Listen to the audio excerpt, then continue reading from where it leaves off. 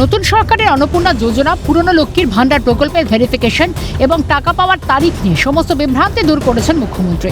মুখ্যমন্ত্রী বলেন, জুন মাস থেকে 31শে জুলাই পর্যন্ত অফলাইন অনলাইনের আবেদন নেওয়া হচ্ছে। অফলাইনে যাদের আবেদন নেওয়া হচ্ছে তাদের ফর্ম পোর্টালে আপলোড করার কাজ চলছে, ভেরিফিকেশন করা হচ্ছে। নবান্ন থেকে 28 লক্ষ মানুষকে টাকা দিয়েছিলাম, নেতাজি ইন্ডো থেকে 1,19 লক্ষ মানুষকে টাকা দেওয়া হচ্ছে। মুখ্যমন্ত্রী স্পষ্ট জানান, যাচাইয়ের কাজ শেষে আগামী 17 আগস্ট থেকে নতুন নিয়মে 3,000 টাকা করে পাঠানো শুরু হবে। বিজেপি সরকার যতদিন থাকবে প্রতি মাসের দ্বিতীয় সপ্তাহে নিয়মিত টাকা দেওয়া হবে। 17 আগস্ট থেকে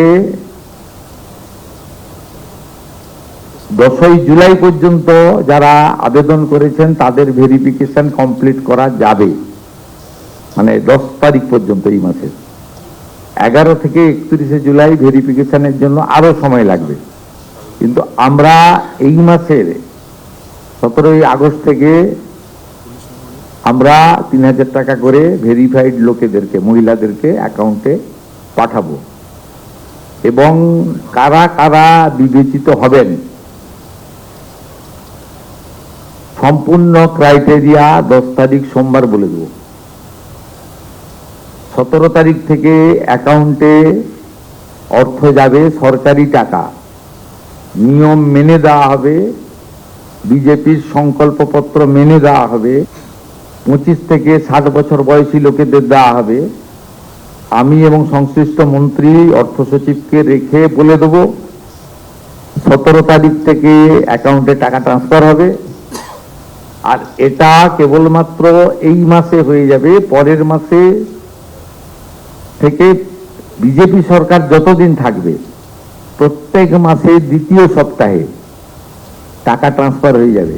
মুখ্যমন্ত্রী বিগত তৃণমূল সরকারের লক্ষ্মীর ভান্ডার নিয়ে একটি পরিসংখ্যান তুলে ধরেন। লক্ষ্মীর ভান্ডার নিয়ে পূর্বতন সরকার কি কি দুর্নীতি করেছিল, কবে কবে টাকা বন্ধ করেছিল তা প্রকাশ করেন।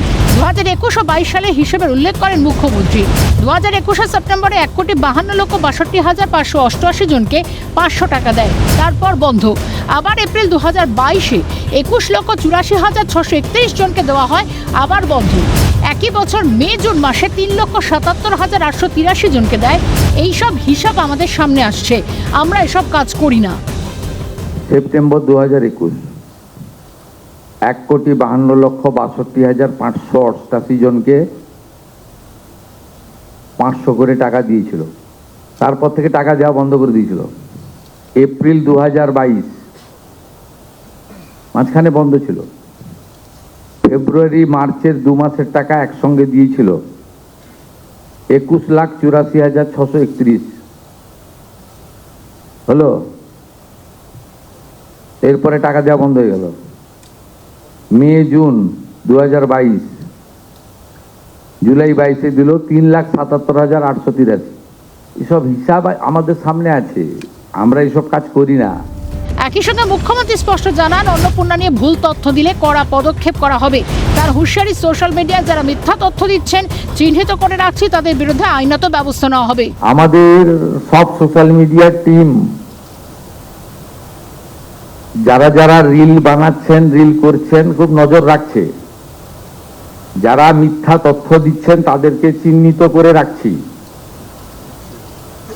মিথ্যা তথ্য যারা দিচ্ছেন তাদের বিরুদ্ধেও আইনগত ব্যবস্থা হবে।